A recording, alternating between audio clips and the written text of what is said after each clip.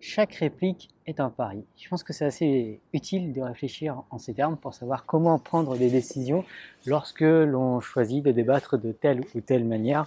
En fait, à chaque fois que l'on dit quelque chose d'une certaine manière, il semble utile d'être dans cette perspective où on se réfléchit au préalable à quelles vont être les réactions probables des différents interlocuteurs. Est-ce que ça va les faire réfléchir? Est-ce que ça va les énerver? Est-ce que ça va les agacer? Est-ce que ça va améliorer la discussion? Est-ce que ça va la rendre plus néfaste, moins efficace, moins bonne? C'est quelque chose que j'ai commencé à essayer de faire depuis très peu, depuis trop peu, j'ai envie de dire. Et je trouve ça assez intéressant parce que ça nous force du coup à être beaucoup plus dans l'anticipation de la suite du débat et surtout à réfléchir à quels seront les effets probables de notre manière de débattre. Et clairement, ça semble indispensable pour à chaque débat tant mieux.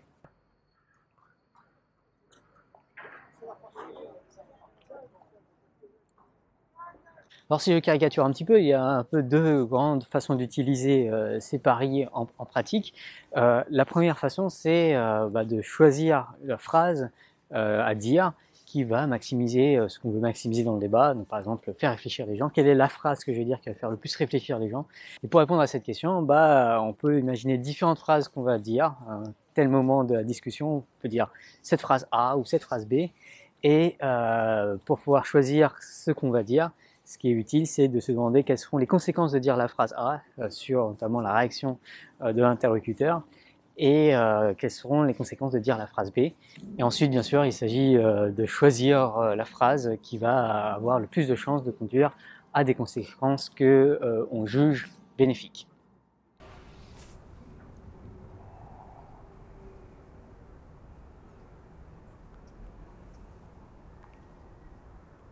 Une autre façon d'utiliser cette histoire de pari, c'est de choisir plutôt une phrase qui va faire en sorte qu'il y a beaucoup d'incertitudes sur la réaction de l'autre, parce que ça va nous permettre d'apprendre finalement beaucoup de l'autre. C'est lié à cet effet de surprise. Quand on est surpris par quelque chose, c'est le moment du coup d'ajuster nos croyances et du coup d'apprendre, d'en savoir plus. Et du coup, si on veut apprendre dans un débat, notamment apprendre de l'autre ou apprendre sur l'autre, c'est intéressant de choisir des répliques pour lesquelles il y a une grande incertitude quant à la réaction de l'autre, parce que typiquement, quel que soit ce que l'autre dit, on sera un peu surpris et ça va nous forcer un peu à mettre à jour nos croyances et du coup à apprendre. Et bien sûr, le mieux, c'est quand on peut avoir une réplique qui fait les deux à la fois, c'est-à-dire qu'ils vont à la fois atteindre nos objectifs en termes de faire réfléchir les gens, par exemple, et en plus de ça, nous permettre d'acquérir de l'information. Et bien sûr, c'est souvent des questions en fait. C'est souvent il y a des questions qu'on arrive à atteindre ces deux objectifs à la fois.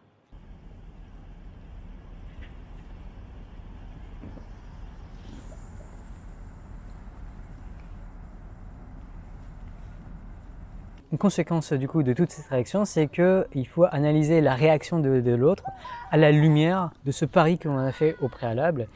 Typiquement, si ce que l'autre dit nous agace et on n'est pas surpris que ça nous agace, qu'il dise quelque chose qui nous agace, finalement, ça, sans doute que la phrase que l'on a dit au préalable qui a causé cette réaction était une mauvaise décision, puisqu'on aurait dû faire le pari, en tout cas au moment de dire cette phrase, que ça allait conduire à une mauvaise réaction de l'autre et du coup à ce que ça nous agace et peut-être du coup à ce que le débat dégénère ou aille en tout cas moins bien. Donc si on est agacé par quelque chose dont on n'est pas surpris, c'est peut-être le moment de se remettre en cause et notamment de réfléchir à cette guillotine de Hume inversée dont je vous ai parlé dans un épisode précédent, qui correspond au fait que on a tendance à confondre ce qu'on voudrait du monde, la manière dont on voudrait que le monde soit, avec le monde tel qu'il est. Et en particulier, on a tendance à être agacé à chaque fois qu'on constate que le monde n'est pas tel qu'on voudrait qu'il soit. Sauf que ça, c'est une mauvaise façon de réfléchir, puisque le monde tel qu'il est, il est tel qu'il est. Et le monde tel qu'on voudrait qu'il soit n'est pas nécessairement le monde tel qu'il est.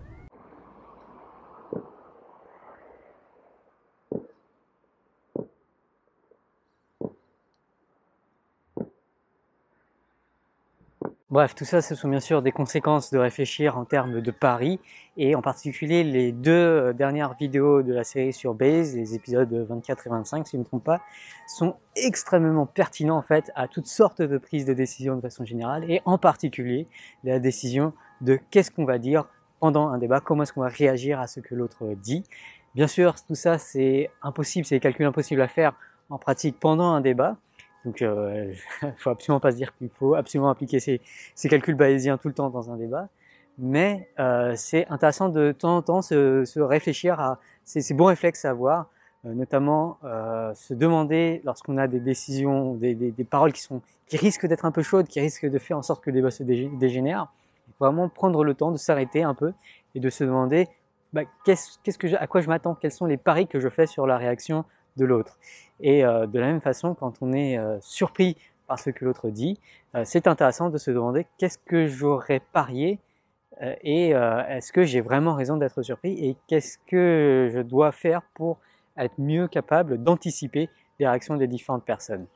Donc voilà, je vous invite à aller revoir ces 2 vidéos, elles sont extrêmement pertinentes pour #débat tant mieux, et plus généralement, dans la manière dont vous débattez, à réfléchir un peu plus à quelles seront les conséquences probables de votre façon de débattre.